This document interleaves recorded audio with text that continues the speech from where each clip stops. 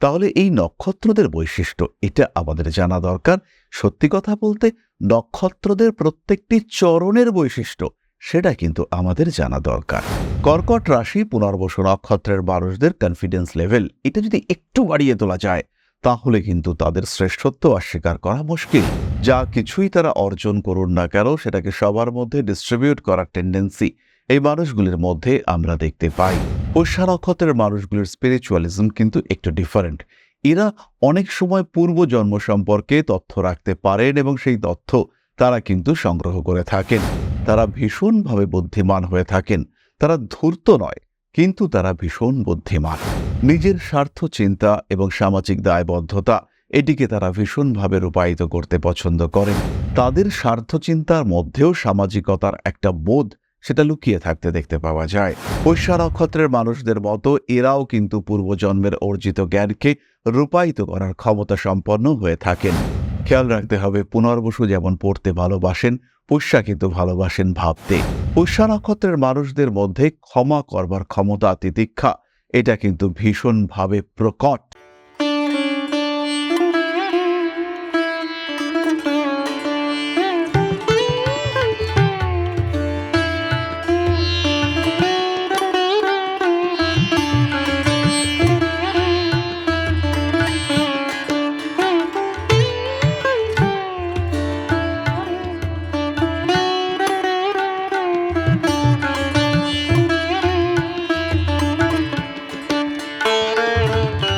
নমস্কার, Rishibani institute of Vedic অ্যাস্ট্রোলজির পক্ষ থেকে স্বাগত জানাই আজকের জ্যোতিষ আলোচনায়। আমি শান্তনু আপনাদের সঙ্গে।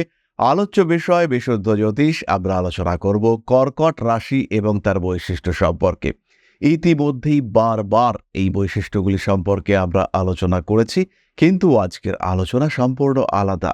আজকের আলোচনায় আমরা নিয়ে আসব নাক্ষত্রিক বিষয়গুলিকে। কর্কট রাশিতে রয়েছে তিনটি নক্ষত্র, পুনর্বসু, পুষ্যা এবং অশ্লেষা। এর মধ্যে পুষ্যা এবং অশ্লেষা পুরোটাই কর্কটে রয়েছে এবং পুনর্বসুর কেবলমাত্র একটি চরণ, চতুর্থ চরণ আমরা দেখতে পাব কর্কট রাশিতে রয়েছে। তাহলে এই যে কর্কট রাশিতে তিনটি নক্ষত্র এবং তাদের মোট 9টি নবাংশ আমরা দেখতে পাচ্ছি, তার প্রভাব, তার এফেক্ট, তার ইম্প্যাক্ট, তার গুণ পুরোটাই কিন্তু ডিফারেন্ট। যেমন কর্কট রাশি পুষ্যা নক্ষত্রের প্রথম চরণ সিংহ রাশির সঙ্গে ম্যাচ করবে। আবার এই পুষ্যা নক্ষত্রেরই যদি আমরা চতুর্থ চরণ নিয়ে চিন্তা করি সেটা কিন্তু বৃশ্চিকের সঙ্গে সম্পর্কযুক্ত হবে। তাহলে এই যে প্রত্যেকটি চরণে মানুষের কোয়ালিটি পাল্টাচ্ছে, ঠিক তেমনভাবেই প্রত্যেকটি নক্ষত্রের কোয়ালিটিও কিন্তু আলাদা। পুষ্যা নক্ষত্রের মানুষরা যতটা বেশি সাত্ত্বিক, যতটা বেশি আধ্যাত্মিক, সেই রকম আধ্যাত্মিক কিন্তু অশ্লেষা নক্ষত্রের চতুর্থ চরণের মানুষরা একেবারেই নয়। পুষ্যা নক্ষত্রের মানুষরা যতটা স্পিরিচুয়াল, যতটা আধ্যাত্মিক, অশ্লেষা নক্ষত্রের তৃতীয় চরণের মানুষরা তারা কিন্তু একেবারেই আধ্যাত্মিক নয়। ইনফ্যাক্ট সেই মানুষগুলির মধ্যে ঐশ্বরিক চিন্তাভাবনাকে ইগনোর করার একটা টেন্ডেন্সিও দেখতে পাওয়া যায়। তাহলে এই নক্ষত্রদের বৈশিষ্ট্য এটা আমাদের জানা দরকার।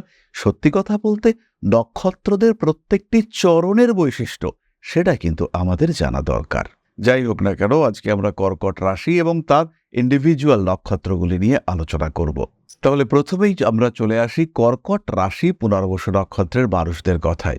এই মানুষগুলি পড়াশুনো করতে ভালোবাসেন। এই মানুষগুলির মধ্যে আত্মবিশ্বাসের একটা অভাব দেখতে পাওয়া যায়। এরা সবসময় ভাবেন আমার কাজটা হয়তো ঠিকঠাক হচ্ছে না, অন্য কেউ হয়তো বেটার কাজটা করতে পারবে, তাই তারা প্রচুর পরিশ্রম করেন এবং লাস্টলি দেখতে পাওয়া যায় যে তাদের কাজটাই ফাইনালাইজ হচ্ছে এবং তারা এই ক্ষেত্রে সাকসেসফুল হয়ে থাকেন। প্রত্যেকটি কাজ, জীবনের যে কোনো কাজকে রূপ দেওয়ার ক্ষেত্রে তারা কিন্তু ভীষণ এফেক্টিভ হয়ে থাকেন। কর্কট রাশি পুনর্বসু নক্ষত্রের মানুষদের স্মৃতিশক্তি খুব ভালো হয় এবং তারা ভীষণ ক্রিয়েটিভ হয়ে থাকেন। লেখালেখি, কোনো বিষয়কে অ্যানালাইসিস করা, এই যোগ্যতা কিন্তু তাদের মধ্যে থাকে। প্রত্যেকটি বিষয়কে নিখুঁত করে করার চেষ্টা এবং ক্ষমতা এটা তাদের মধ্যে দেখতে পাওয়া যায়। কর্কট রাশি পুনর্বসু নক্ষত্রের মানুষদের কনফিডেন্স লেভেল এটা যদি একটু বাড়িয়ে তোলা যায় তাহলে কিন্তু তাদের শ্রেষ্ঠত্ব অস্বীকার করা মুশকিল। পুনর্বসু নক্ষত্রের মানুষদের ইতিহাস, পরিবেশবিদ্যা ইত্যাদি পড়বার প্রতি আগ্রহ থাকে। তারা রিস্ক নিতে ভয় পান, কিন্তু বিভিন্ন বিষয় সম্পর্কে গভীর আগ্রহ থাকার কারণে তারা কিন্তু নিজের জীবনকে অনেকটাই বেশি স্টেবল করবার ক্ষমতা সম্পন্ন হয়ে থাকেন। অত্যন্ত সোশ্যাল এই মানুষগুলো। প্রত্যেককে নিয়ে চলার প্রচেষ্টা, সবাইকে নিয়ে থাকার আগ্রহ এদের মধ্যে দেখতে পাওয়া যায়। যা কিছুই তারা অর্জন করুন না কেন সেটাকে সবার মধ্যে ডিস্ট্রিবিউট করার টেন্ডেন্সি এই মানুষগুলির মধ্যে আমরা দেখতে পাই। এই মানুষগুলি পেশাগত দিক থেকে একটা সিস্টেম্যাটিক প্রফেশন পছন্দ করেন, সেটা চাকরি হোক বা ব্যবসা হোক, প্রত্যেকটি ক্ষেত্রে তারা একটি সিস্টেম অফ ম্যানেজমেন্ট ইন্ট্রোডিউস করতে পছন্দ করেন। কর্মক্ষেত্রে তারা বেশ অ্যাক্টিভ। এই মানুষগুলির মধ্যে বেশ উজ্জীবিত জীবনী শক্তির প্রকাশ আমরা দেখতে পাই। জীবনে বাধা, বিপত্তি, সমস্যা, অস্থিরতা যাই আসুক না কেন, এরা চেষ্টা করেন সেখানে একটু স্টেবল হয়ে থাকতে। কনফিডেন্স কম হোক বা বেশি হোক, এরা সবসময় কোনো না কোনো দিক থেকে সাপোর্ট পেয়ে থাকেন। সাধারণত পুনর্বসু নক্ষত্রের মানুষরা তারা কিন্তু একটু ভাগ্যের সাহচর্য এটা বেশিই পেয়ে থাকেন। জীবনে বাধা, বিপত্তি, সমস্যা, অশান্তি, অস্থিরতা যাই আসুক না কেন, এই মানুষগুলো কিন্তু চেষ্টা করেন ঈশ্বরের প্রতি নিজের বিশ্বাস অটুট রাখতে। ভগবানের প্রতি ভালোবাসা, ভগবানের প্রতি বিশ্বাস রাখার কারণে তাদের জীবনের স্থিতিশীলতা ধীরে ধীরে আসতে দেখতে পাওয়া যায়। কর্কটের পরবর্তী নক্ষত্র পুষ্যা। ভীষণ ভীষণ স্পিরিচুয়াল, ভীষণ সাত্ত্বিক একটি নক্ষত্র। পুষ্যা নক্ষত্রের জাতক বা জাতিকাদের মধ্যে আত্মবিশ্বাস অনেকটাই বেশি, ভক্তি ভাব এটাও তাদের মধ্যে অনেক অনেক বেশি থাকতে দেখতে পাওয়া যায়। পুষ্যা নক্ষত্রের জাতক বা জাতিকা তারা সবাইকে নিয়ে চলার পথে আগ্রহী হয়ে থাকেন। তাদের মধ্যে যে বিশেষ অ্যাটিটিউড দেখতে পাওয়া যায় তা কিন্তু একেবারেই নয়। এরা পড়তে ভালোবাসেন, এরা যে কোনো কাজ নিষ্ঠা ভরে করতে ভালোবাসেন। জীবনের বিভিন্ন মুহূর্ত সুখদায়ক হোক বা দুঃখদায়ক হোক, এরা কিন্তু উপভোগ করেন। এই পুষ্যা নক্ষত্রের মানুষদের মধ্যে একটি বিশেষ ক্ষমতা দেখতে পাওয়া যায়। পুষ্যা নক্ষত্রের মানুষগুলোর স্পিরিচুয়ালিজম কিন্তু একটু ডিফারেন্ট। এরা অনেক সময় পূর্বজন্ম সম্পর্কে তথ্য রাখতে পারেন এবং সেই তথ্য তারা কিন্তু সংগ্রহ করে থাকেন। পুষ্যা নক্ষত্রের জাতক বা জাতিকা তারা বই লিখতে, বই পড়তে, বই সম্পর্কে বিভিন্ন তথ্য রাখতে পছন্দ করেন। এই মানুষগুলির মধ্যে অদ্ভুত প্রতিভার বিকাশ আমরা অনেক সময় দেখতে পাই। যদি আমরা উদাহরণ দিয়ে বলতে চাই, সেই ক্ষেত্রে আমরা প্রথম উদাহরণ হিসেবে পাব সঙ্গীত শিল্পী কিশোর কুমার। এবং আমরা জানি মুম্বাই ফিল্ম ইন্ডাস্ট্রিতে যে সঙ্গীতের ধারা, গানের যে স্টাইল, সেটাকেই তিনি পুরোপুরি চেঞ্জ করে দিয়েছিলেন। এইটা কিন্তু পুষ্যা নক্ষত্রের মধ্যে দেখতে পাওয়া যায়। দ্বিতীয় যে উদাহরণটিকে আমরা নিয়ে আসব সেটি হলেন টম ক্রুজ। এবং হলিউডের অন্যতম আকর্ষণীয় চরিত্র টম ক্রুজ। তার সৌন্দর্য, তার রূপ, তার অ্যাট্রাকটিভ বিহেভিয়ার সেটা কিন্তু একদম পাগল করা। তো এই ধরনের কোয়ালিটি আমরা পুষ্যা নক্ষত্রের মানুষদের ক্ষেত্রে দেখতে পাই। 100% ডেডিকেশন এটা কিন্তু আমরা পুষ্যার ক্ষেত্রে দেখতে পাই। পূর্বজন্মের অর্জিত গুণাবলী, প্রারব্ধ কর্মকে ইউটিলাইজ করার ক্ষমতা এটা কিন্তু পুষ্যা নক্ষত্রের জাতক বা জাতিকাদের মধ্যে দেখতে পাওয়া যায়। এরপরে আমরা চলে আসব অশ্লেষা নক্ষত্রের বৈশিষ্ট্যে। কর্কট রাশি অশ্লেষা নক্ষত্রের মানুষজনের চিন্তা ভাবনার লেভেলটাই আলাদা। অশ্লেষা নক্ষত্রের দেবতা তিনি হলেন অনন্ত শেষনাগ। আমরা পুরাণে পড়েছি কদ্রু এবং বিনতা তারা ছিলেন দুই বোন। কদ্রুর ছিল 1,000 ভয়ঙ্কর পুত্র এবং বিনতা দাবি করেছিলেন তার পুত্র হবে 2 এবং এই 2 পুত্রই যেন কদ্রুর সমস্ত সন্তানের থেকে বেশি বলবান হয়। তাই কদ্রু তার হয়েছিল 1,000 সন্তান, যারা সকলেই ছিল সর্প বা নাগ বংশজাত, এবং বিনতার ছিল পুত্র, তিনি ছিলেন গরুর। সমস্ত নাগকুল ধ্বংস হওয়ার পরে অনন্ত শেষনাগ, যিনি কিনা অশ্লেষা নক্ষত্রের দেবতা, তিনি ভগবান বিষ্ণুর কাছে আশ্রয় গ্রহণ করেন। আর গরুর যে কিনা বিনতার পুত্র, তিনি ভগবান বিষ্ণুর বাহন হয়ে ওঠেন। অনন্ত শেষনাগ পৃথিবীর কেন্দ্রে অবস্থান করে অনন্ত শান্তির খোঁজে তিনি অবস্থান করে রয়েছেন এবং তার উপরেই ভগবান শ্রীবিষ্ণু তার শায়িত অবস্থায় বিরাজমান রয়েছেন। তো এই যে চরম স্থিতি প্রাপ্ত হওয়ার প্রচেষ্টা, এটি আমরা অশ্লেষা নক্ষত্রে প্রাপ্ত হয়ে থাকি। অশ্লেষা নক্ষত্রের মানুষজন তারা সুবক্তা, তারা ভীষণ ভালো কনভিন্স করতে পারেন। তাদের অর্থনৈতিক স্থিতিশীলতা এটাও অনেকটাই বেশি। বিভিন্ন ক্ষেত্র, বিভিন্ন সমস্যা, বিভিন্ন পরিস্থিতিতেই তারা নিজেদের মানসিক অবস্থাকে স্থিতিশীল রাখতে পারেন। অশ্লেষা নক্ষত্রের জাতক বা জাতিকা তারা ভীষণভাবে বুদ্ধিমান হয়ে থাকেন। তারা ধূর্ত নয়, কিন্তু তারা ভীষণ বুদ্ধিমান। চরণ বিশেষে তাদের কোয়ালিটি পরিবর্তিত হয়, কিন্তু তা হলেও এই অশ্লেষা নক্ষত্রের জাতক বা জাতিকা তারা কিন্তু ভীষণ অ্যাক্টিভ। তারা নিজের উপরে অর্পিত কাজকর্মগুলিকে সঠিকভাবে সম্পূর্ণ করতে ভীষণভাবে পছন্দ করেন। অশ্লেষা নক্ষত্রের এই জাতক বা জাতিকা এরা অত্যন্ত সোশ্যাল। নিজের স্বার্থ চিন্তা এবং সামাজিক দায়বদ্ধতা এটিকে তারা ভীষণভাবে রূপায়িত করতে পছন্দ করেন। তাদের স্বার্থ চিন্তার মধ্যেও সামাজিকতার একটা বোধ সেটা লুকিয়ে থাকতে দেখতে পাওয়া যায়। অশ্লেষা নক্ষত্রের জাতক বা জাতিকা তাদের কনফিডেন্স লেভেল ভীষণ ভীষণ বেশি। তারা যে কোনো পরিস্থিতি, যে কোনো কঠিন অবস্থায় নিজেদেরকে সঠিকভাবে রাখতে সক্ষম হয়ে থাকেন। অশ্লেষা নক্ষত্রের জাতক বা জাতিকা, তাদের অর্থনৈতিক অবস্থা কিন্তু যথেষ্টই ভালো এবং তারা নিজেদেরকে একটা সঠিক জায়গায় এস্টাবলিশড রাখতে পছন্দ করেন, তারা ভালোবাসেন। অশ্লেষা নক্ষত্রের মানুষরা কিন্তু পরিবর্তনশীল জীবনে বিশ্বাস করেন। কর্কট রাশি অশ্লেষা নক্ষত্রের মানুষরা একাধিক পেশায় অংশগ্রহণ করতে পারেন।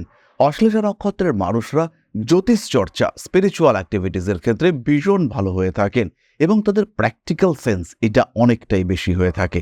পুষ্যা নক্ষত্রের মানুষদের মতো এরাও কিন্তু পূর্বজন্মের অর্জিত জ্ঞানকে রূপায়িত করার ক্ষমতা সম্পন্ন হয়ে থাকেন।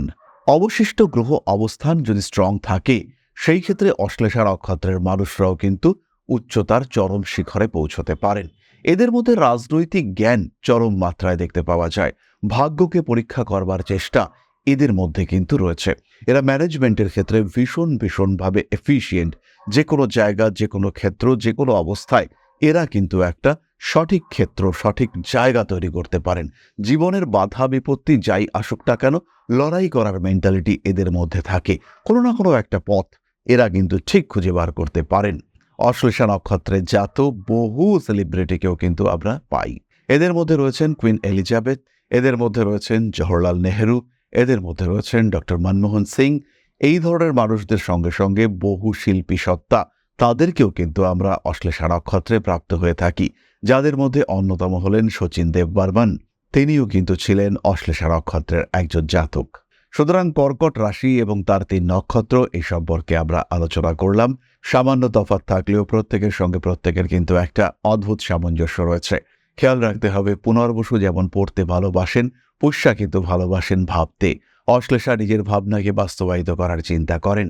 অশ্লেষার মধ্যে যে চাইল্ডিশ বিহেভিয়ার রয়েছে, পুষ্যার মধ্যে কিন্তু সেই চাইল্ডিশ বিহেভিয়ার নেই। অশ্লেষার মধ্যে নিজেকে একদম ছোট করে দেখার, একদম নিজেকে গ্রাসরুট লেভেলে নিয়ে এসে ভাবনা চিন্তা করার চিন্তা দেখতে পাওয়া যায়। সেখানে কিন্তু পুনর্বসু এবং পুষ্যা অনেক বেশি ম্যাচিওর্ড। অশ্লেষা খাদ্যরসিক, পুষ্যা কিন্তু সেখানে সীমিত আহারে বিশ্বাসী। পুনর্বসু কিছু বিশেষ খাবার পছন্দ করেন, স্পেশালি মিষ্টি খেতে পুনর্বসু ভালোবাসেন। নিজের অর্থকে নিয়ে সন্তুষ্ট থাকেন পুনর্বসু। পুষ্যা কিন্তু ব্যবসা পছন্দ করেন, কিন্তু রিস্ক নিতে পছন্দ করেন না পুষ্যা। অশ্লেষার মধ্যে এই রিস্ক নেওয়ার চেষ্টা, প্রয়াস এগুলো দেখতে পাওয়া যায়। অশ্লেষা নক্ষত্রের মানুষরা অনেকটাই অ্যাগ্রেসিভ, সেই ক্ষেত্রে পুষ্যা এবং পুনর্বসু এরা কিন্তু অনেকটাই সফট। পুষ্যা নক্ষত্রের মানুষদের মধ্যে ক্ষমা করবার ক্ষমতা, তিতিক্ষা এটা কিন্তু ভীষণভাবে প্রকট। সেই ক্ষেত্রে অশ্লেষা কিন্তু অনেকটাই বেশি প্রতিশোধ প্রবণ।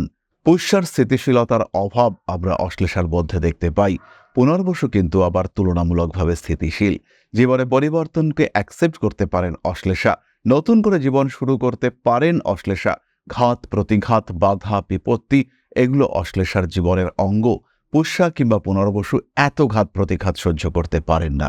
তাহলে কর্কট এবং তার ৩ নক্ষত্র সম্পর্কে ধারণা এটা আমরা পেলাম। কর্কটের বিশেষ বৈশিষ্ট্য আমরা জানলাম। এবার আমরা চলে আসবো আলোচনার পরবর্তী পর্যায়ে, অর্থাৎ আপনাদের প্রশ্নে জ্যোতিষের উত্তর। তবে তার আগে একটি ছোট্ট বিষয় আপনাদের সঙ্গে শেয়ার করতে চাইব। পরম ব্রহ্ম মিলন মঠ ও সেবাশ্রম অধ্যাত্ম, সেবা এবং প্রকৃতি পূজনে সম্পূর্ণ নিয়োজিত একটি সংস্থা। সম্পূর্ণ স্বেচ্ছাসেবী এবং সমাজ কল্যাণমূলক এই সংস্থা আমরা এগিয়ে চলেছি মানুষের পাশে দাঁড়ানোর লক্ষ্যে। এই প্রসঙ্গে দীর্ঘদিন ধরেই আমরা বিভিন্ন এলাকায় বেশ কিছু কাজ করে আসছি। আপনাদের সহযোগিতা, আপনাদের পাশে দাঁড়ানো, আপনাদের হাতে হাত মিলিয়ে এগিয়ে নিয়ে আসার চেষ্টা, আপনাদের সহযোগিতা, আপনাদের পাশে দাঁড়ানোর প্রয়াস, এই সমস্ত কিছুই আমাদেরকে এগিয়ে নিয়ে চলেছে। আমাদের পাথেয় হয়ে উঠেছে আপনাদের ভালোবাসা। বিগত বেশ কিছুদিন ধরেই আমরা বিভিন্ন অনগ্রসর এলাকায় কাজ করে চলেছি। কখনো আমরা শিশুদের মধ্যে শিক্ষা উপকরণ বিতরণ করেছি, কখনো আমরা পুজোর পোশাক বিতরণ করেছি, কখনো তাদের খাদ্যের ব্যবস্থা করেছি।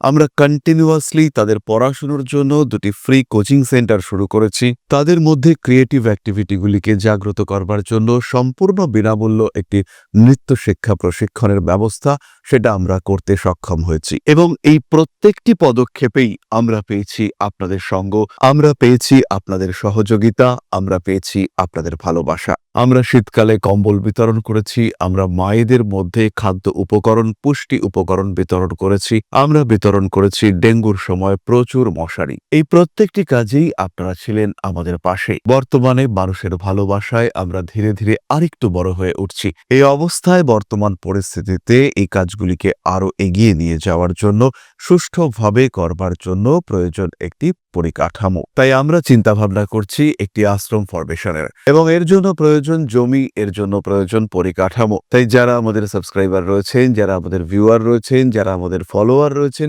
যারা আমাদেরকে ভালোবাসেন, যারা আমাদের পাশে থাকেন, প্রত্যেকটি সহানুভূতিশীল মানুষের কাছে আমাদের অনুরোধ, সাধ্যমতো সামান্য পরিমাণে আপনারা এগিয়ে আসুন।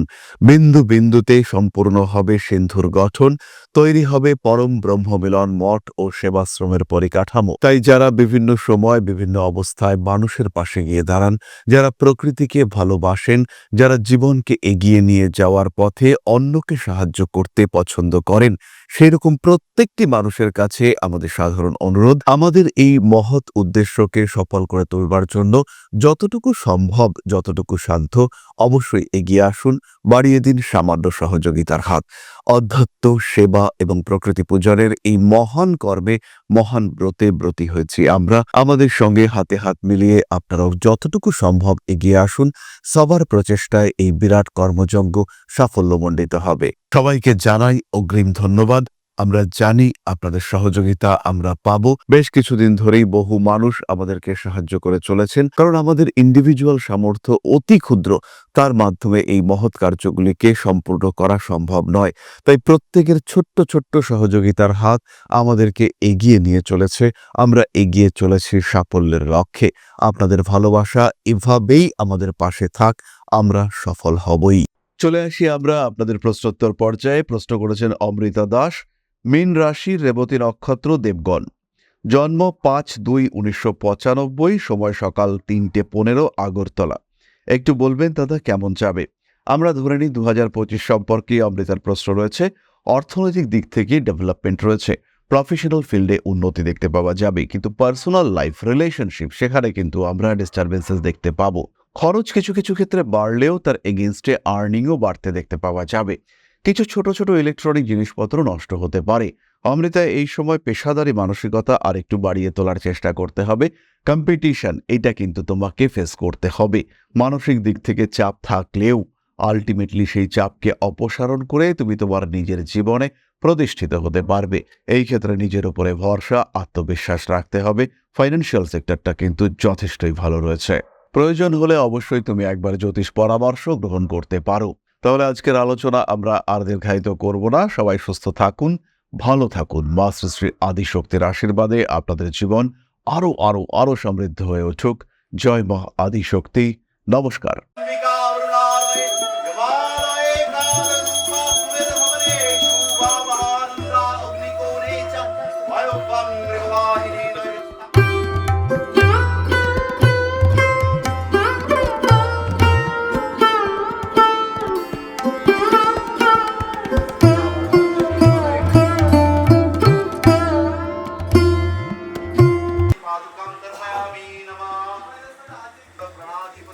श्रीमद् दक्षिणा कालिका परिषदाय स्वाहा।